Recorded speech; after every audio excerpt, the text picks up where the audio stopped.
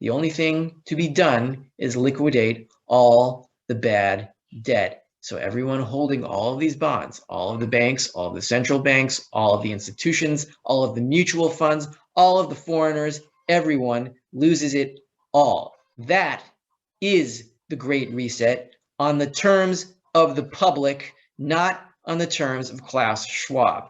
Hey guys, Rafa here from the Endgame Investor. Passover is over, so I will get back to a more regularly scheduled release of financial and monetary topics, commentary, etc. So today, let's talk about negative equity on central bank balance sheets. Now, what the hell does that mean? Well, a piece of news came out last week about how the pool of negative yielding debt in the world is now back down to zero, which is encouraging in the sense that the bond market is not assuming that humans are immortal anymore, at least not in a nominal sense, though in a real sense, humans are still immortal because real rates are still negative, deeply negative, and real rates being negative means that people prefer goods later than goods now, which means they have infinite time. But at least the pool of negative nominal yielding debt is down to almost zero. This is a chart from Bloomberg that says trillions to billions, pool of negative yielding debt in euro area shrinks to less than 300 billion. This was from a few days ago, so it might have shrunk to about exactly zero. Here's the zero line, that dotted line right there, and there's the line just above 300 billion. So we have all this negative yielding nominal debt that nominally is in negative interest rates. Now, the question is, who buys all this stuff ultimately? Why would anyone buy a negative yielding bond? The only possible answer is to sell it to a central bank, which are the only ones that will buy this stuff to keep stimulating the economy in very unnatural, Dr. Moreau, mad scientist sort of way. Hail science! You see, the only financial expert that would push rates into negative territory are sick witch doctors who have no idea what they're doing but following an econometric equation that was made up in some Ivy League classroom.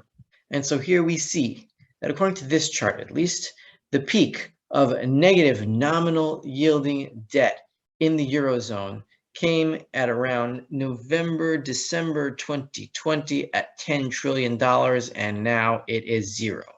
So the only institutions that buy this stuff are central banks directly in order to stimulate the economy, and commercial banks in order to sell to central banks at a profit because they know that they are the only ones who will buy it. So that, therefore, central banks end up with all of this stuff. And then what happens to it when this negative nominal yielding debt goes back to zero rates? The value of those bonds fall, and those bonds are on the balance sheets of central banks, in this case, the European Central Bank, because this is negative nominal debt in the euro area. Now let's see, how much bonds has the European Central Bank bought since 2020? Here you can see the ECB balance sheet from around 1998 or so. And here is the 2008 financial crisis, which looks like a pitsy little nothing.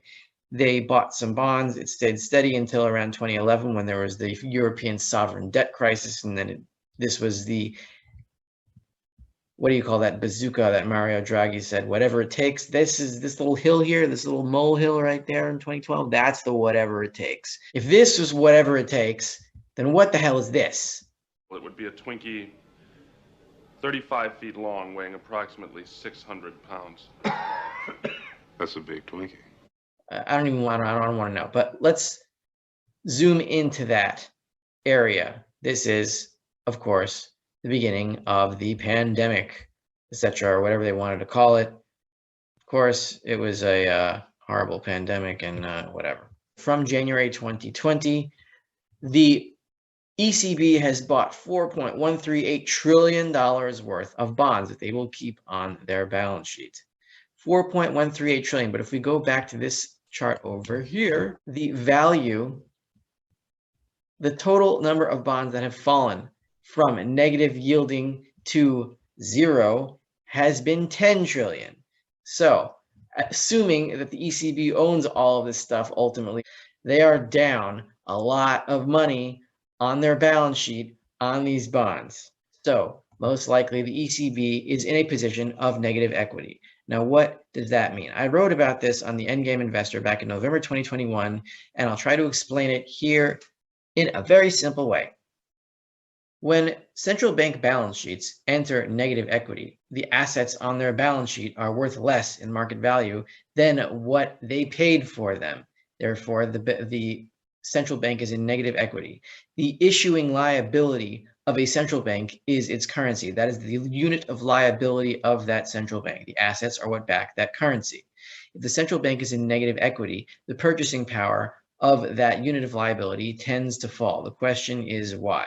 It's not like everyone has a conscious understanding of what a central bank balance sheet is, and they're looking up in these research papers on what their equity balance is of the central bank, and therefore they can decide individually how much a currency is worth. That's not what it's like. So why is it that when a central bank enters negative equity, does its unit of liability tend to fall in purchasing power? And the answer is, if you think back 1,000 years ago to what a unit of liability of a bank was, you would take your gold or silver, which was your real money, and you would deposit it into a bank, and they would give you a receipt that you could then go around and spend and have the bank hold your real money. There were competing currencies, competing receipts, and the ones that had the highest confidence that it was actually backed by the real money had the highest purchasing power. The ones where people suspect that the bank was stealing, or if a bank got robbed and lost its gold and silver, or if the king plundered it, or for whatever reason, those notes, those receipts for that gold and silver would go down in value. They would circulate at a higher rate relative to real goods and services. Prices, in other words, would go up relative to those banknotes, and the ones that were more safe and secured and had all the money back in the vaults, those would trade at a higher rate. Now, if a bank had less money than the receipts that it was circulating to redeem that money, it would be in negative equity if people started redeeming it, and you get a bank run and the bank would go bankrupt. Then eventually the notes that were issued for that money, it's the unit of liability of that bank, would go to zero. That is in old times how a bank entering negative equity on its balance sheet, which was its gold and silver on one side and its notes of liability on the other side, that was the balance. It would enter negative equity and it would go bankrupt, and its banknotes would become worthless. In other words, hyperinflation. Now it works a little bit different because it's a lot more convoluted. It's not just people depositing gold and silver at a local bank. Instead, it's commercial banks that are the main clients of the central bank. I'm going to read what I wrote in November 2021 on the Endgame Investor in explaining this phenomenon. Here's a post from the Endgame Investor, November 2nd, 2021. Let's get to the central part. Here I write, when central banks suffer chronic losses on their assets, it's the other side of their balance sheet that suffers. The other side is, of course, the currency itself, as they are the issuer. Read this from a 1997 IMF paper on the topic. It's very Orwellian language here, but it basically says if central banks have negative equity, the currency is toast. Let's click on this. This is from a 1997 IMF paper, excerpt from the conclusion. Central banks need not have capital or even positive net worth to function. True. However, seriously deteriorated balance sheets causing chronic losses will eventually interfere with price stability. Facing such a situation, several possibilities exist. One is to abandon price stability as a goal. In other words, allow hyperinflation to take hold. Financing losses by money creation with obvious adverse consequences. A second would be to resort to financial repression with negative repercussions on financial system efficiency and soundness. Hey, yeah, just say slavery. Slavery it is, sir. In other words, slavery. A third would be to obtain frequent timely transfers from the Treasury, which could be used to sterilize the liquidity impact of the losses. Whether this last arrangement could work in practice is doubtful, particularly when one considers this quasi-fiscal imbalances are usually the root cause of the problem. So, in other words, the third option would be to hyperinflate instead of just allow hyperinflation to happen by the public losing confidence in the money substitute. The third option would be to encourage hyperinflation and just kill the currency. Prepare ship for ludicrous speed! Ludicrous speed! Go! Now, how it happens now with a much more convoluted system is like this. Here, I write, When the central bank balance sheet suffers from losses, the big finance honchos notice it first, the big banks, and they start to move, dumping paper and buying real assets, causing further hemorrhaging on the balance sheet and price gains in dollar terms. It's the same principle as peasants trying to redeem the paper certificates issued by the bank for gold and silver if they heard a bank was in trouble, and the certificates losing value against gold and silver. There are two main assets on all central bank balance sheets. One is the sovereign bonds of their government that created them, and two is usually mortgage-backed securities, especially since 2008. As interest rates rise nominally, the value of the bonds on the balance sheets of these central banks fall, and as interest rates rise for mortgage rates, the value of mortgage-backed securities, which have their value as people pay their mortgages, also falls. And as both of these assets on balance sheets of central banks fall simultaneously, central banks enter serious negative equity, and the purchasing power of the currency unit tends to fall for the same reason that it did 1,000 years ago when banks got robbed and lost their gold and silver.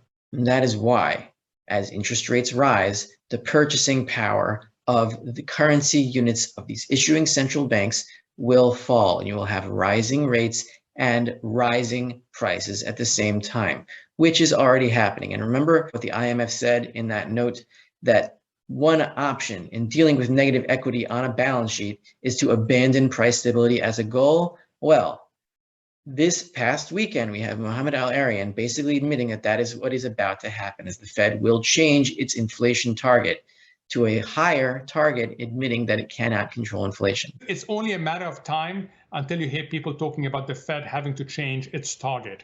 So what will force them to change that target is the recognition that by being so late, they can't get to that target and that credibility is threatened. Once it does that, I believe that the public will lose confidence. And one note about losing confidence in a currency.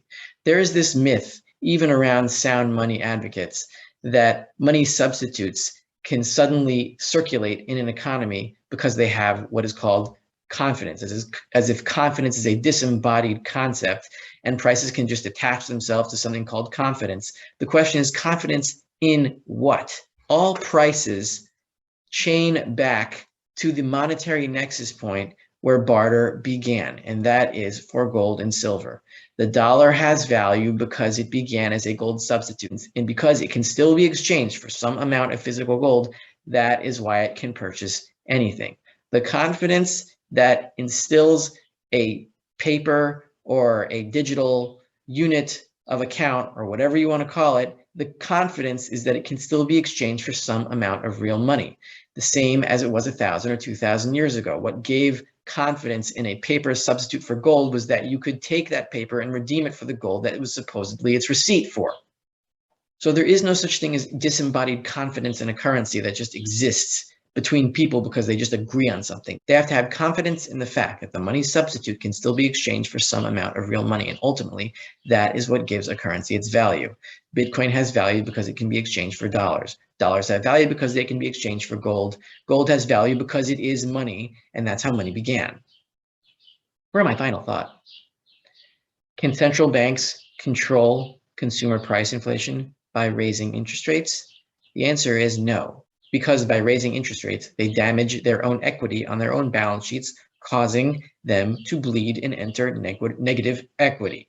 And that is what destroys the confidence in the currency ultimately. So there is no way out. The more they raise interest rates, the higher consumer prices will rise, and there is nothing they can do about it. The only thing to be done is liquidate all the bad debt. So everyone holding all of these bonds, all of the banks, all of the central banks, all of the institutions, all of the mutual funds, all of the foreigners, everyone loses it all. That is the Great Reset on the terms of the public, not on the terms of Klaus Schwab.